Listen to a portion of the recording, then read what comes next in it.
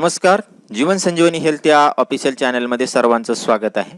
बऱ्याच जणांनी कमेंट करून विचारलेलं आहे की सर ड्रायफ्रूट कोणत्या पद्धतीने खाल्लं पाहिजे, कोणतं खाल्लं पाहिजे आणि किती प्रमाणामध्ये खाल्लं पाहिजे, कशा पद्धतीने खाल्लं पाहिजे म्हणजे त्याचे शरीराला फायदे होतात.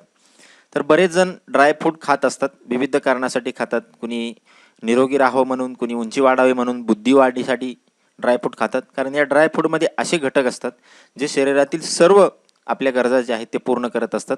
कुठल्याही विटॅमिनची तुम्हाला कमतरता पडत नाही ड्रायफ्रूट खाल्ल्यामुळे, कुठल्याही मिनरलची तुम्हाला कमतरता पडत नाही. त्याचबरोबर निरोगी तुम्ही राहता, कारण या ड्रायफ्रूटमध्ये शरीराला आवश्यक असणारे सर्व घटक असतात. ड्रायफ्रूट खाल्ल्याने आपल्या शरीराला खूप सारे फायदे जरी होत असले तरी बऱ्याच जणांचा हा प्रश्न असतो की सर आम्ही बऱ्याच दिवसापासून ड्रायफ्रूट खात आहे, परंतु आम्हाला त्याचा फायदा होत नाही. तर याचा फायदा का होत नाही? कारण तुम्ही चुकीच्या पद्धतीने ड्रायफ्रूट खात आहात आणि चुकीचं ड्रायफ्रूट तुम्ही खाता. तर ड्रायफ्रूट खाण्यासाठी एक विशिष्ट पद्धती आहे आणि त्या पद्धतीनं जर तुम्ही ड्रायफ्रूट खाल्लं तर तुम्हाला त्याचे जे फायदे आहेत ते अगदी कमी दिवसामध्ये मिळत असतात. म्हणजे तुम्ही 6 महिने ड्रायफ्रूट खाऊन जेवढे तुम्हाला फायदा होत नाही तेवढा तुम्हाला फक्त 15 दिवस ड्रायफ्रूट खाऊन फायदा मिळत असतो, जर तुम्ही हे योग्य पद्धतीनं ड्रायफ्रूट जर खाल्लं. तर यामध्ये कोणतं ड्रायफ्रूट तुम्ही खाल्लं पाहिजे?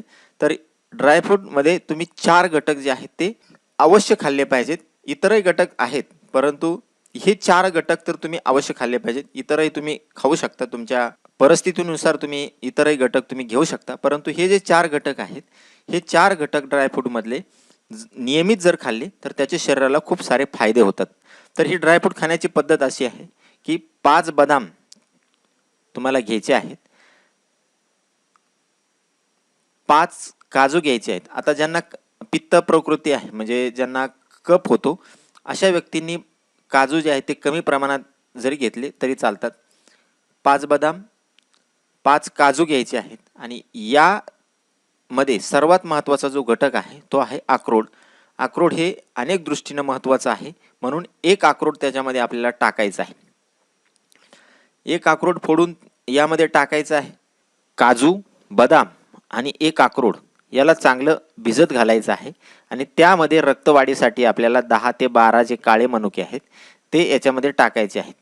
या 4 घटकांना भिजत घातल्यामुळे याचा जो परिणाम आहे तो कमी दिवसामध्ये आणि फार उत्तमरित्या याचा परिणाम जाणवतो.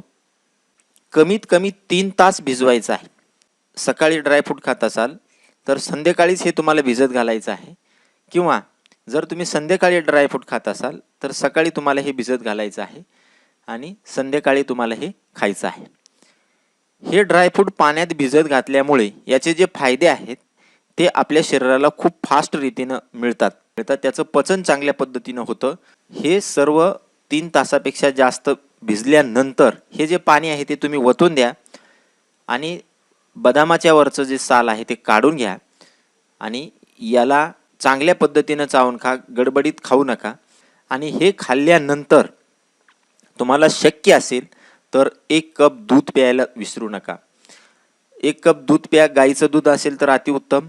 दूध तुम्हाला आवडत नसेल तर मात्र याच्यावर 1 तासभर काही खाऊ नका किंवा पाणीसुद्धा पिऊ नका. त्याला चांगल्या पद्धतीने शरीरात पचू द्या. त्याला चांगल्या पद्धतीनं आपल्या शरीरातील रक्तामध्ये त्याला चांगल्या पद्धतीनं मिक्स होऊ द्या.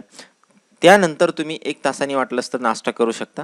1 तासभर तुम्ही काही खाऊ नका. अशा पद्धतीनं जर तुम्ही ड्रायफ्रूट खाल्लं तर त्याचा शरीराला निश्चित रीतीनं फायदा होतो.